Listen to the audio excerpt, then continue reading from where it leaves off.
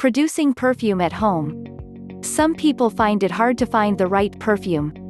This may smell good when this is sprayed into the air, but this changes when this reacts with the skin. Those who are tired of this problem can stop looking and instead make one. The first step is to get all the materials together. A lot of people focus on the oils and the other liquids and forgetting the basics such as the test tubes, glass beakers and measuring cups. People should avoid using materials made of metal or plastic because these may alter the scent. Glass stir rods should also be used because this will allow the oils to mix better instead of just shaking it. Since the mixture has to be stored for 2 days before transferring it into a bottle, the lids should be tight to prevent the liquids from evaporating into the air. When everything is ready, it is time to mix the oils together. Many of these are extracted from plants and some last longer than others, thus creating base, middle and top notes. Examples of base notes are cinnamon, fern, moss and sandalwood.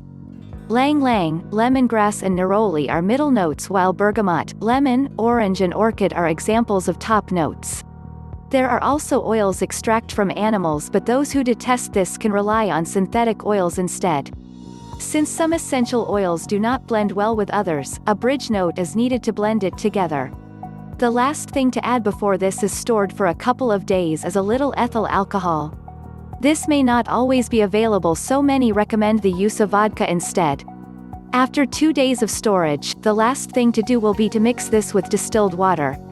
This should be filtered so any solid elements are removed and the liquid can be transferred to the plastic bottle. It does not take a rocket scientist to come up with a fragrance. This takes practice, which is just like excelling in a sport. The only reason why some companies make it so complex is because others mix different notes all together to come up with the desired result. Those who are just doing this for fun can make homemade perfume using rose petals.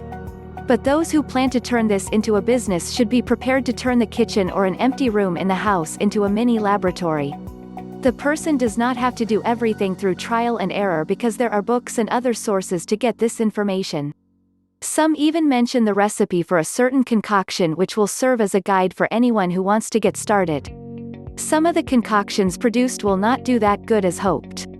Instead of throwing it out, there are other things that the entrepreneur can do with it.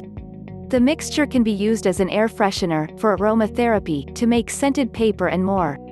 After all, the ingredients that are used to make these other products are the same as perfumes and it can still be put to good use. Making a perfume is personal. So, the person has to figure out what scents work for the individual and others out there, so there is direction when for making these concoctions.